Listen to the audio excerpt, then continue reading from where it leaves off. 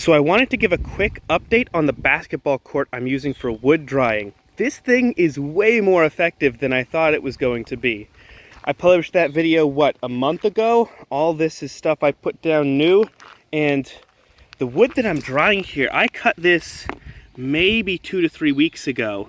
It's not dry yet, but as you can see from the splits, it is getting there. I actually think I'm going to take to calling this the solar kiln, because that's how good it is at drying wood. I mean, everything here is hot to the touch. And you can just see right here just how much, even uncovered, there is no roof on this to protect it from the rain, and it has been raining, still drying so quickly that the bark is pulling itself off of the wood. Speaking of which, this is some of the willow that I cut up in the one video where I was showing you guys how to split logs of this size. And I made a stupid point in that video. I thought enough time had passed, it hadn't, at least not in the state that they were in, that these would be dry. If you look back at that video, they don't look like this. This is just so, you know, a deep, rich tan brown. And like this is dry.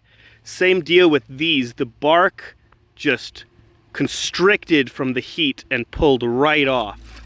And what's left really isn't held on. In addition, what I've realized is that this area is for drying, not storage.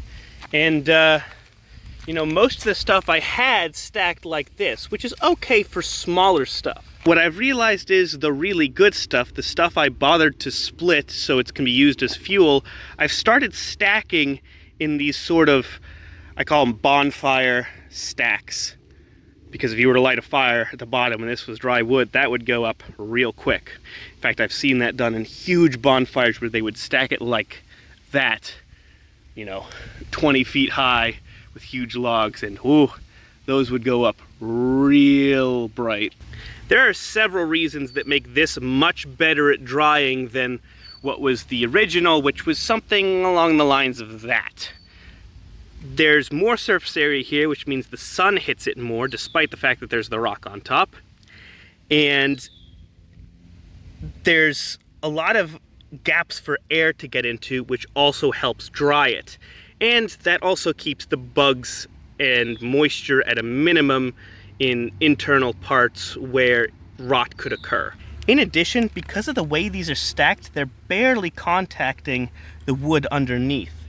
This isn't perfectly flat under here, and of course this is a curve, so the actual point of contact where they're not going to dry is fairly small. Once these are fully dry, they should be more decay resistant and less hospitable to insects. Not completely to both of those, but much better than trying to store the wood and dry it at the same time. Oh, and as for these rocks on top, they're actually essential because they put weight on the structure, which is stable if it's compressed. If these rocks weren't here, then a gust of wind would knock this one off, then more would knock these off, and then these would be free to fall off. It would just fall over. But since these are compressed, these really can't move much. So the wind's not going to knock it down. This has been here for several weeks at this point, and there's been plenty of nasty thunderstorms. And I think these two things combined are leading to some insane drying.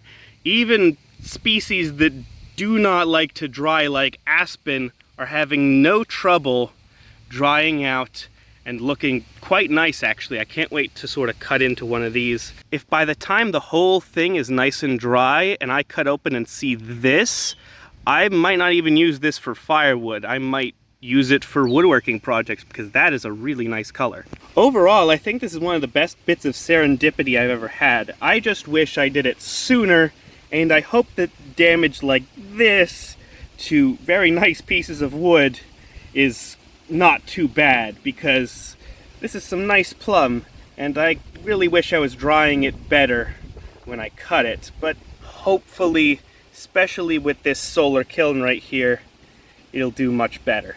Anyway, I hope you learned something, enjoyed, and as always, I wish you the best. Till next time.